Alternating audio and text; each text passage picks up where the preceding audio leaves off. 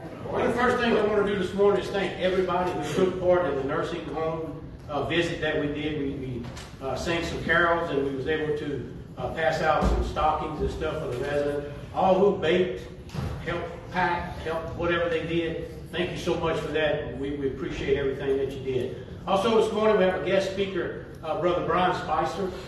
He's also from the Soulful Church of Christ, Maplewood Church of Christ. You're an elder, correct? No, preacher. Preach at the Maplewood Church of Christ. But I know him more as working with the disaster relief. And I've worked with him several times throughout the years with disaster relief. And they play such an important part in what we do as Christians. And this morning he shared with us what the Church of Christ Disaster Relief actually does and what they do with contributions that we send. But more than that, it's the help that they provide. So this morning he's come to give us a message on helping others and what it's about. So this morning, let's make him feel welcome. Brother Brian, if you would.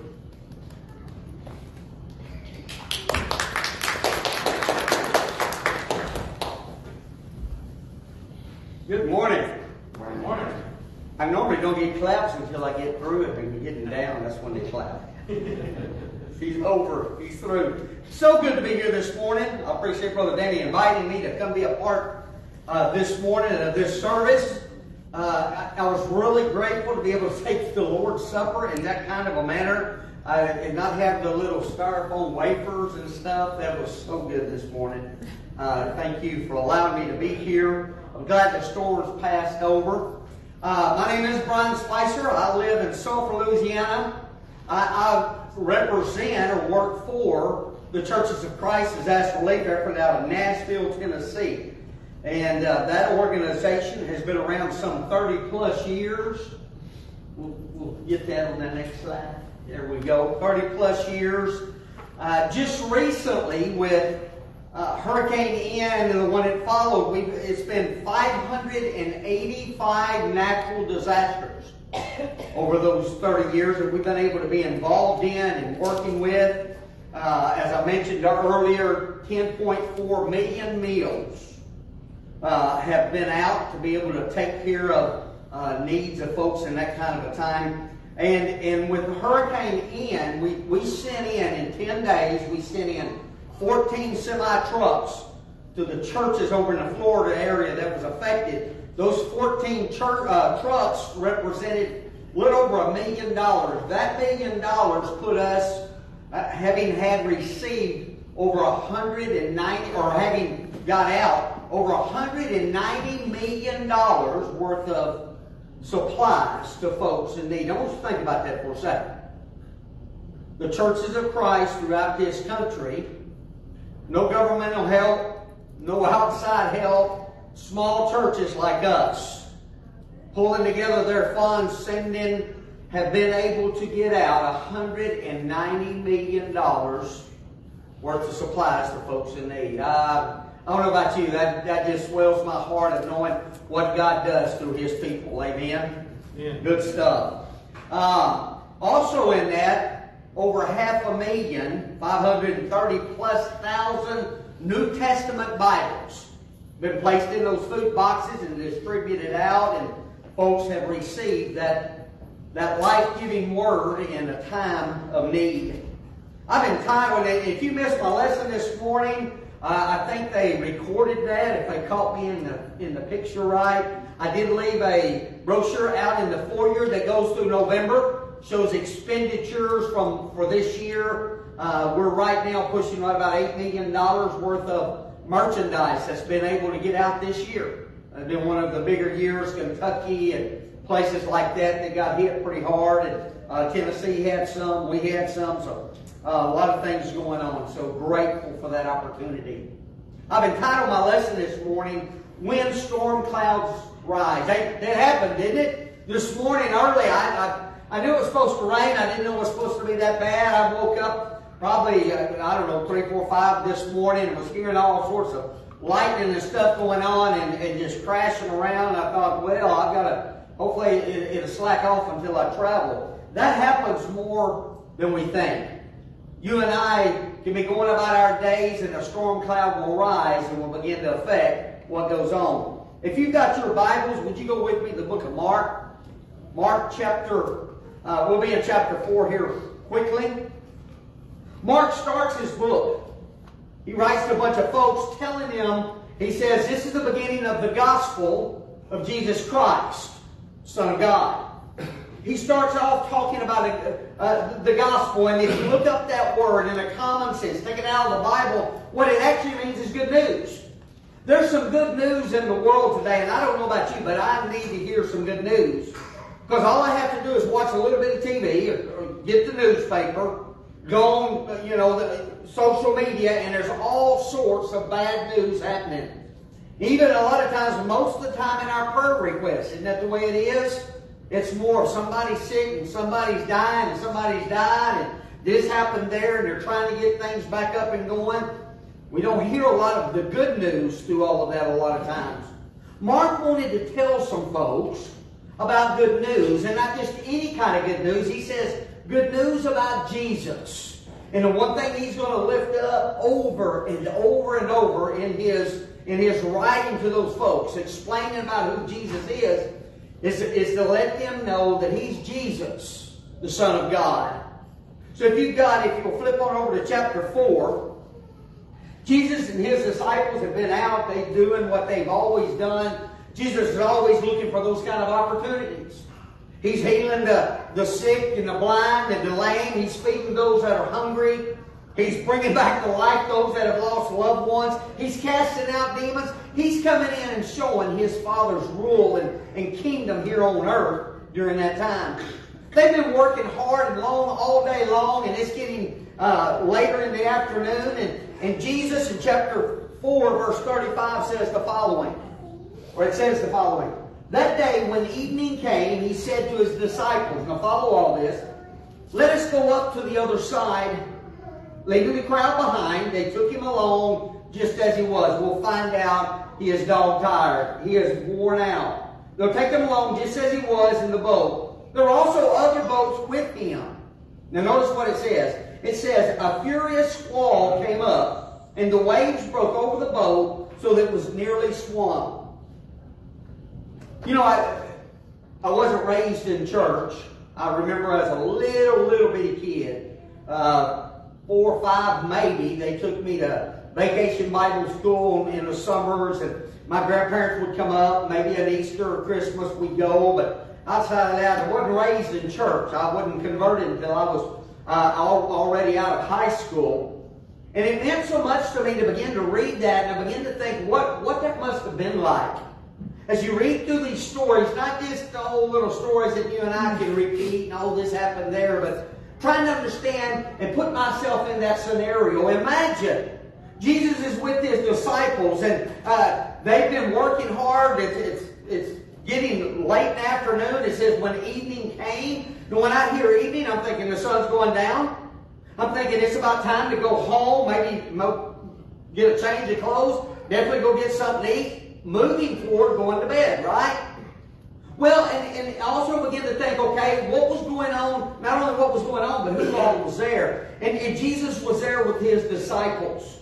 As we begin to go through our minds and think about, okay, who was it that was in that boat with Jesus? Well, you've got one fisherman by the name of Andrew who went and got his brother by the name of Peter, as we know, Andrew, Peter, and then there was 2 brothers that were, they're also fishermen. Remember their names?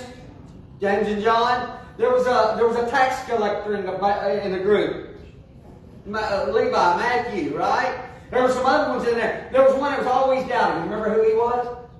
Oh, Thomas. There's all these guys, and they're this hodgepodge of followers. They're in this boat. They've been out working all day. They've been out serving folks all day. Now, I don't know about you, but when you're out having to deal with people all day long, hey, I need you over here. Come over here. We've got this. We've got that. I'm first. All that kind of, it gets to a point you just need a break. You used to have the old commercials, Calgon, take me away type thing.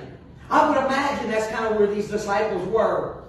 They were beginning to wind down. It's time to kind of shut things down. We're going to rest. Jesus says, come on, guys, let's get in the boat and go to the other side. So that's what they do. They get in that boat and they're going to the other side. Jesus will find out. He goes back in the back. He's sleeping. And it says here that a furious squall, a big storm, kind of like we had this morning, comes up. So much so that it says that the boat begins to be swamped. It begins to fill up.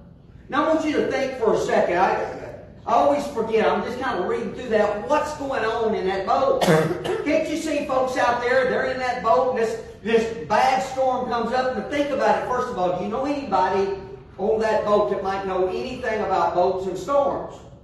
Well, you got at least 4 on there that ought to know a whole lot about boats and storms. You got Andrew, Peter, James, and John. What were their professions? You remember? They were fishermen. They spent their time out on water. That's what they did. I'm sure they'd seen storms before. I'm sure they'd gone through hardships before. I'm sure they'd fished all night and hadn't caught anything. I've been on those kind of fishing trips, right? Anyway, they're all in that boat, and it begins to swamp the boat. The boat begins to fill up. And I'm like, it don't say in the text, but I'm like, what are they doing? What are those disciples in that boat doing? Well, they're praying.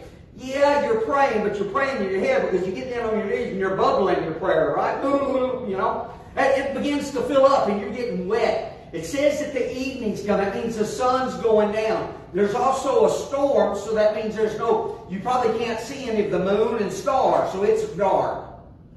It's dark, and the winds and the waves are battling back and forth. They're filling up this boat. What are you doing? If you're on that boat, if you're in that boat with Jesus, with his disciples, they're going across, it's filling up. What are you doing? I can bet what old Peter's doing. Come on, guys! Somebody get those oars. Let's get to shore. Let's get going. Or somebody take care of that sail. Bring it up, bring it down, whichever works best. I imagine he's barking out orders. Somebody get a bucket. Why do you need a bucket? Because the boat's filling up. Let's chunk this water out. And they're bailing water and they're trying to oar. They're trying to get to different places. You know, I got to thinking, I wonder what old Matthew Levi is doing right now. He's a tax collector. What's he doing, you think? He's probably back there with his calculator. If we take in another 5.5 gallons per minute, another 15 minutes. You know, I don't know what he's doing, but he don't have a lot of boat skills. What about old Thomas? Oh, no, we're not going to make it. We're not going to make it. He's doubting again. Everything going on. Here they are. It's such a bad scenario. Now, notice what happens. It says down in verse 38. Jesus was in the stern, sleeping on the cushion. Let's stop right there. Here's a storm that's so bad that these disciples are in there. The boat's filling up, and Jesus is asleep. Now that's tiredness. That's being so tired that you can sleep through storms. That's where it kind of kicked off, I guess. I mean, the boat's filling up, and he's sleeping. Now I think there's a reason why he sleeps through storms. Because he knows who controls them. And maybe a good lesson you and I can learn from that when you and I have storms. Not just any storm. These guys have been through storms before, but this was a different kind of storm. It was one they could not handle. We've had those kind of storms, haven't we? We've had a storm that's come into our life. Maybe it's health. Maybe it's some kind of relationship situation. Maybe it's finances. Maybe it's something that you got caught up in that you just couldn't get out of. Or maybe it was actually a physical storm that you could not do anything with. We've had those kind of storms. Storm clouds have risen over our houses and our homes and our hearts. And they've affected us. And we felt swamped before, hadn't we? That you can't do anything. So what do we do? Hello! And they go back to Jesus and he's back in the boat asleep. Now imagine that. He's sleeping. He's sleeping and they come back. It says, the disciples woke him up and said, Teacher, don't you care if we drown? I don't think they said it that way, do you? I mean, Jesus is back there sleeping. They've been rowing. They've been bringing water. They've been pulling up, putting down the sails. Come on, guys, let's do something. And nothing's happening and they're getting desperate. And they go back, Teacher, what are you doing? Wake up. Don't you know we're about to drown? You felt that way before, hadn't you? But you've done a whole bunch of stuff and you've been working hard and tirelessly trying to resolve a situation. And you just feel swamped. You just feel all you do, the prayers lifted up, the work put out. Nothing's happening. Things just getting worse. Can you get desperate? God, what are you doing? Where are you? You ever said it? God, don't you care? Don't you care that my boat is filling up? Don't you care that I'm being swamped in my life? Don't you care about the situation I'm going through? Don't you care? I've been in those kind of situations, haven't you? Oh, I say I love God and come to church and go through all that, but that storm comes and it shakes us and it fills our boats and it overwhelms us to the point we're questioning God. Are you there? Did you go somewhere? Do you care? Don't you care that we're going through this right now? I imagine some of us sitting here right now kind of feeling on the inside. Man, there have been things we've trying to get over. There have been things we were hoping would get better. It just seemed like something's going on. That God shut the door. He's not listening to prayer. Something, and it's not working, and we're questioning, God, where are you? Don't you care about me and my situation? Notice the next thing that Jesus did. It says in verse 39, He got up. He rebuked the wind and said to the waves, quiet, be still. Can't you imagine? Get this in your picture. They're over there. They've been working hard. Finally, they said, okay, somebody go get Jesus. He's got to know why he's sleeping. So they wake him up. Don't you care? And so they wake him up, and he stands up. And all this commotion, he hollers out, quiet, be still. I don't know if I was one of those disciples, I'd be thinking he's probably talking to me. And that might be rightly so. I might need to be quieted down. Maybe I need to just be still and know that He's God. But He wasn't speaking to me. He was speaking to those winds and waves. And it says immediately they died down. Those old waves that had been beating us up, those old the winds that had been coming and tossing us back and forth, all of a sudden have stopped. Well, wouldn't we like to have a little bit of that in our life from time to time? That God would just step up in the middle of us and say, stop, everything just stop. Stop the bad here and there and calm and peace. Boy, wouldn't that be a good Christmas present? The Prince of Peace offers those kind of things. But He stands up in that boat, and them old winds and them old waves obey Him. That old wind gets, them waves silent, calm. That's kind of the effect Jesus has. Not just on winds and waves. He'll have it on you and I.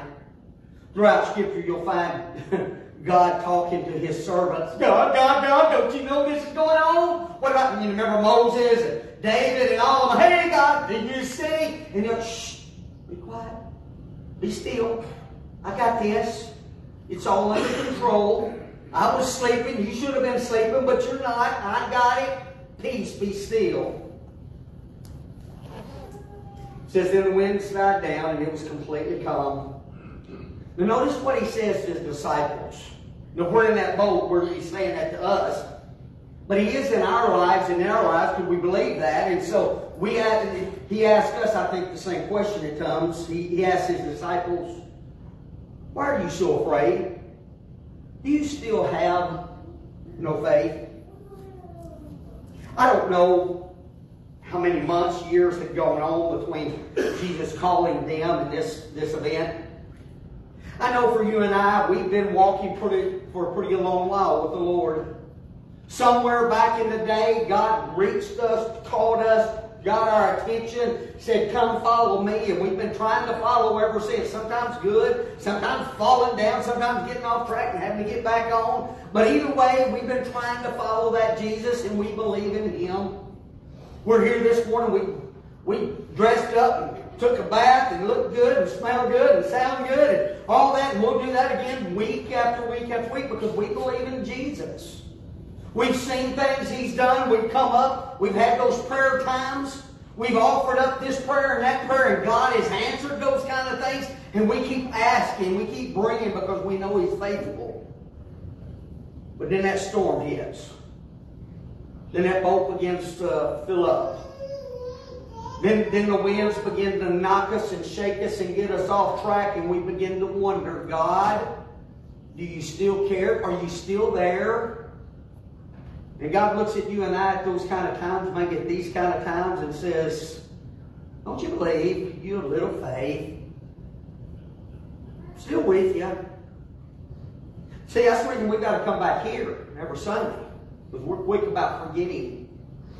We forget about how good He is and how strong He is and how mighty He is, how much of a Savior He is. And that's why He says, do this in remembrance. I mean, you need to be reminded. I need to be reminded because I'm quick to forget the winds and the waves and they get me off track and I'm over here and I'm forgetting and I'm questioning. He says, stop. Come in here, focus, remember, back on track. Let me calm your storms. And by the way, don't just sing about me.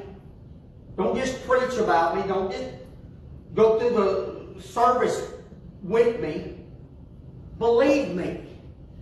Trust me in your lives. Trust me in those situations. Trust me in those when your boat is being swamped. When your heart is feeling heavy. When your mind is playing tricks and wanting to question, is God even there? Does He even care? Don't listen. Trust and know. Have faith. A little faith. Just something to hold on to Jesus, to know that if He's got you through in times past, He'll get you through this time. And He looks at them, oh ye of little faith. Don't you have any? I look at that, verse 41. They were terrified. They're in the boat with Jesus. I mean, they're in the boat with their Savior, the one that feeds the multitudes, that says to the lame, get up, to the demons in the water. The one that casts out demons and causes lame to walk and blind to see, feeds the hungry, the widow, the children. They were terrified and asked each other, who is this? Who is this that even the wind and the waves obey? See, even though they've been with Jesus for quite a long time, even though they knew things that others hadn't heard, they've heard sermons and explanations of those sermons. Oh, here's what I meant when I said that. They heard that. There was a special little group like you and I. Oh, there's folks that know of God, but you and I know God, don't we? They know about Him. We know Him. We know things about Him. We know His story. We know His background. We know those kind of things. We have that insight. And if there are storms that come that make us question, then who is this? Who is this that can change my broken world? Who is this that can empty my boat and calm my storms? Who is this that can do that kind of stuff? You remember what Mark said? Remember when he started the book? He says this is the beginning of the gospel about Jesus Christ. He's the Son of God. That's who He is. He's God's Son. I mean, we're moving around a time of year when everything's focused on God's Son. And His coming and what that coming means. That's why we're here, because we know why He came. We know about that birth, but we know more importantly about death and resurrection and what all that means. So we're trying to follow Him. And we get in our boat with Him, but sometimes that boat begins to sink or it begins to swamp and we're going along and things happen. I want to give you 4 words today, and not mine, they're from Jesus, I believe, or about Jesus, that He offers us. They all start with a P. Okay? So if it's time you're taking notes, you might want to write down. The first thing we've got from Him is His promise. You notice from the very beginning, verse 35, He said, let's get in the boat and let's pass over to the other side. He promised those disciples they were going to get to the other side. And what He did not promise them is what He does not promise you or I, that He didn't promise that they wouldn't have storms. He didn't promise that they wouldn't get wet. He didn't promise that it would always be calm seas. He just said, we're going to get to the other side. He's made a promise. And I want you to go back from the beginning of time and you go through this good book that we call the Bible. And I want you to think about all the promises that He's made. Has He ever not accomplished and completed every one He's made? His track record is impeccable. Not one fault or flounder on any of that. And He promises. He makes promises to you. He says, if you'll follow me, If you'll follow me, I'll take you all the way to the Father, because I'm the way, the truth, and the life. You want to get to Him? I'm the only way. Come follow me. Oh, I don't know. Follow Him. His promise is true. And we've got a book full of those kind of promises. Here's what we've got to do in those storms. When things get heavy laden and we get drenched and we feel like nobody's there, nobody cares, we need to go back and stop and say, stop. God is still faithful. His promises are still true. We need to hold on to those promises even when the boat is swamped. You hear me? Life gets swamped, don't it? Age and health and relationships and problems and situations. And we just need to, okay, God, because we know that all things you're going to work. We need to remember that prayer, don't we? We need to pray as a promise. We need to hold on to that promise. The second thing we need to remember, first one is promise. The second one is His presence. Man, if Jesus is in your boat, do you really have anything to fear? Romans says, if God be for us, the question comes, who? And it's like an echoing who around the world. Who can be against us? If God's on our side, if He's in our boat, imagine that. If He's in our boat, do we have anything to worry about? That's why He stood up and said, why do you fear? Don't fear. See, we forget that at times, His presence. I don't know if I'm more time when it's more illustrated and talked about His presence. That a baby was born in Bethlehem and He was given a name by the name of Emmanuel, which means God with us. His presence. And He says, if you're mine, if you've been buried in baptism with me, He said to make disciples, you'll bury them, and I'll be with you always. I'm with you. I live in you. We're 2 or 3 together, even more so. His promise is true. His presence is real. The third thing He offers is what He did in that boat. Don't mean that you might not get wet. Don't mean that you might not be soaked. Don't mean that you might not be comfortable in the boat. But He'll bring about some peace that you and I need. So much peace that maybe even while the storm's going on, you and I can go back in the back bedroom and go to sleep and let God take care of the things, because He's actually the only one that can take care of some things, right? He's called the Prince of Peace. A peace that passes all understanding, Jesus offers. And He demonstrates that here when He says, peace, be still. Yeah, I think He was talking to the winds and waves, but I also think He was talking to them and to us. Sometimes He just says, just calm down. Isn't that what happened? Our kids get all flustered and they're, oh no, I want this, I want that, mom. Shh, calm down. It's okay. Oh, the toy broke, or the dog just got run over, and they're falling. It's okay. Isn't that what we do? We get that. We've got a Father that teaches us, calm down, it's okay, I've got it. There's nothing this world can throw that I don't have. He brings us peace. His promises are true. His presence is real. His peace is more than we can understand. The last thing I want to leave with you is what He demonstrates. It always shows Jesus in that little stable. He needs somebody to feed Him. Every few hours, He needs somebody to change Him. If He's left alone for too long, He's probably going to cry and want somebody to pick Him up and hold Him, right? You know what grandparents got to do? And when parents go, there'll be some grandkids come in for Christmas, and grandparents will be over there just spoiling their grandchildren and picking them up and carrying them and loving on them. So we see Jesus as that little helpless baby, but He's not helpless, is He? He's a roaring lion. He's a King of kings. He rides on a white horse with a sword in His mouth that no one can conquer. The fourth P that we promise through Him is His power. There's no one like Him. There's no one. There's no one that can do what He can do. You think of heroes, there's none greater. What can wash away my sin? Nothing but the blood of my Jesus. That's power. Power in that blood, isn't there? There's power in that God that we serve. He wrote a whole book, a whole old book, Old Testament, showing us about His mighty power. It don't matter how rinky-dink of a little podunk nation that you are, even when you're not doing what you should be, He's still going to show His great and mighty power, isn't He? Because He's that kind of a God. I forget that at times. When this world seems so overwhelming and everything seems to be swamping me and you no way to turn and I can't handle this, how am I going to stop?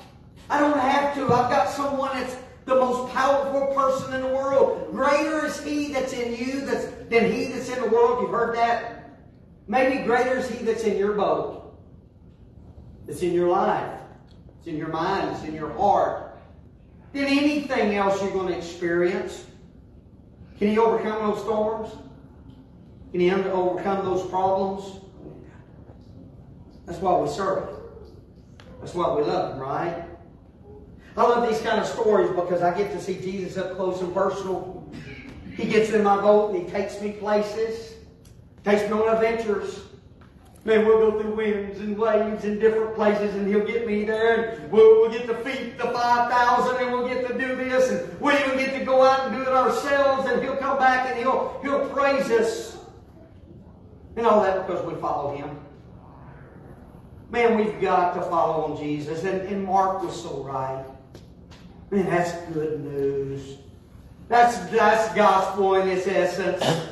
There's no boat swamping that Jesus can't take care of. There's no winds, there's no waves, there's no problems that He can't handle. And I need to remember those things about Him.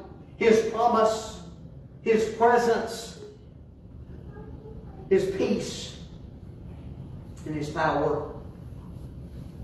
And if I can remember those things, as we go out of here today and we kind of get out in our world and get back to things that we're dealing with, carry those with you. And let God be the one that directs your boat, even though you're going through some tough waters. He'll get you to the other side. The question we've got to ask this morning, that's why we come. Part of the taking of this, we take of that cup, the cup of a new covenant. That's a covenant. That's a promise that we made with God. God's already faithful on His part. He's done His part. Okay, He's went to the cross, died. That's done once and for all. The reason we take of that is because you and I need to be remembered or be reminded that we've made a covenant with God. That we said, I believe in Jesus and I want to follow Him. Whether others do or not, I have decided to follow Jesus. And every Sunday we come back and are reminded and almost recommitted again. Yeah, okay, tough things this week, storms here, problems there, but I'm still going to follow Jesus. They need to be wrong here. This ain't working out. Things aren't getting good. They're getting worse. Our nation here, all that. Okay, but I'm still following Jesus. And I come back and I commit once again. I'm decided to follow Jesus. Why? Because of all the things we just talked about. So the question is where do we stand with Jesus today? I imagine by looking at us, the majority of us has Jesus in our boat. We've decided to follow Him. We've been buried and we've been raised to walk with Him and in Him, and He's in us. Sometimes we kind of get out of the way and forget about letting Him stay in our boat, right? We think, I'll do it by myself and we've got to get brought back. I don't know, there might be somebody here subject to the gospel invitation this morning. Wants to put Jesus on in baptism to get... I don't know any other way in the Bible how to get in Christ Jesus.